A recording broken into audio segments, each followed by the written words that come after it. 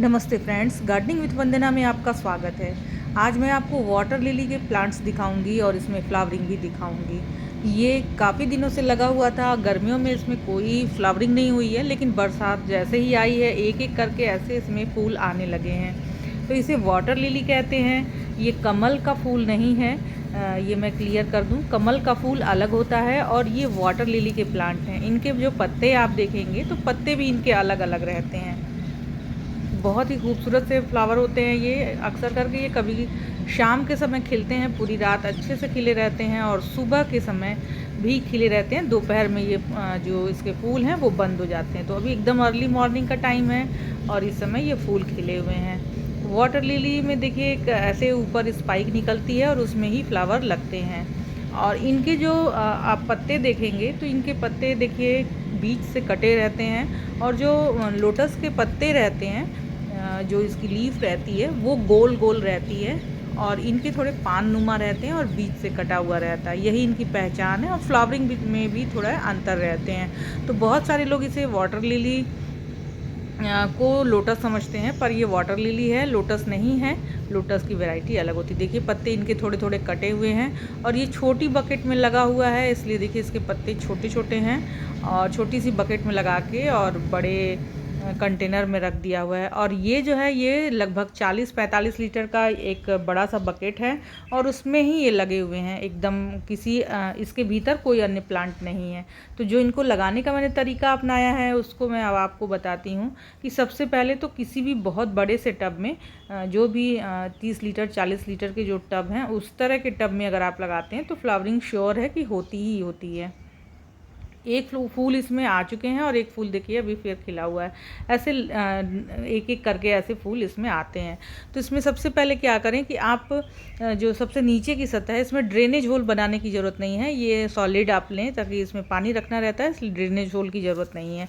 तो सबसे पहले तो आप क्या करें कि इसमें नीचे का जो बेस है उसमें 2 इंच की लेयर आप वर्मी कंपोस्ट की या कोई भी बढ़िया गोबर की खाद हो जो कि पुरानी हो, सड़ी हुई हो, उसकी 2 इंच की लेयर लगाएं और उसके ऊपर थोड़ी सी डीएपी यानी 1 चम्मच डीएपी के करीब आप डाल दें और उसके ऊपर क्लेई सॉइल लगाएं। इसमें आपको कुछ अलग से मिलाने की ज़रूरत नहीं है। क्लेई सॉइल खूब 8 इंच की लगभग लगाएं। तो 2 इंच की वर्मी कंपोस्ट की लेयर लग गई या गोबर की खाद की और 8 इंच की लेयर करीबन मिट्टी की लगाएं। तो लगभग 10 इंच तक इसको भरें मिट्टी। और उसके बाद इसके जो छोटे छोटे राइजोम आपको मिलते हैं, ये जो वाटर लिली में नीचे राइजोम से ही इसमें पत्ते निकलते हैं, फ्लावरिंग होती है। छोटे छोटे राइजोम होते हैं, ये जितने बड़े साइज़ के होते हैं फ्लावरिंग उतनी ही जल्दी उसमें होती है। यही इसकी पहचान है। बल्ब वाले प्लांट भी जो होते हैं जिसमें बल्ब बड़े होते हैं उनमें फ्लावरिंग श्योर हो रहती है। छोटे बल्ब को मेच्योर होने में टाइम लगता है। उसी तरह से वाटर लिली में भी यही है कि आप बड़े राइजोम रहेंगे तो उसमें फ्लावरिंग श्योर होती है।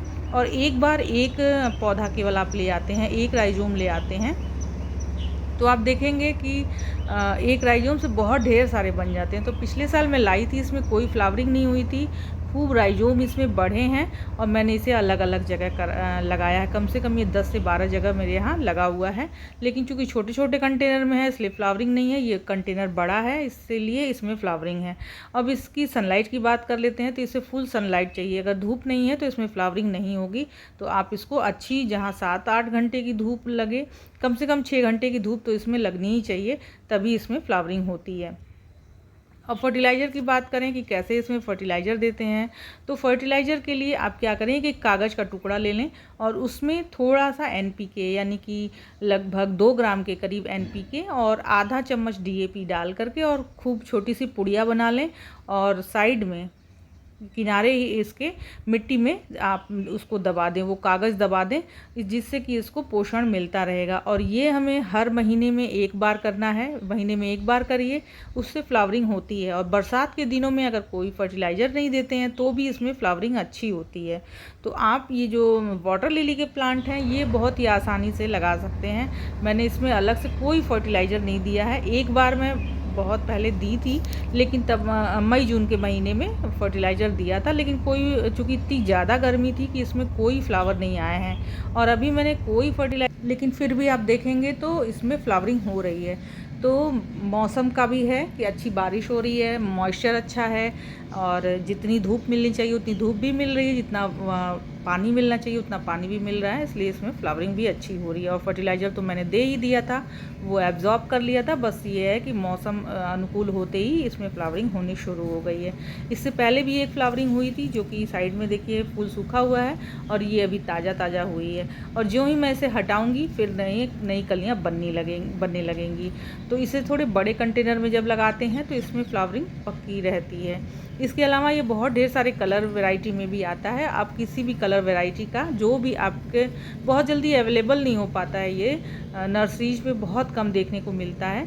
लेकिन ये है कि आप ऑनलाइन भी कई वेबसाइट हैं जिससे कि आप ले सकते हैं। मैंने ऐसे लोकल नर्सरी से ही लिया है, और आप इसे लेकर के लगा सकते हैं आसानी से। एक आध साल अगर फूल नहीं आते हैं तो घबराने की ज़रूरत नहीं है। प्लांट मेच्योर होगा तो अपने आप ही इसमें फ्लावरिंग होगी।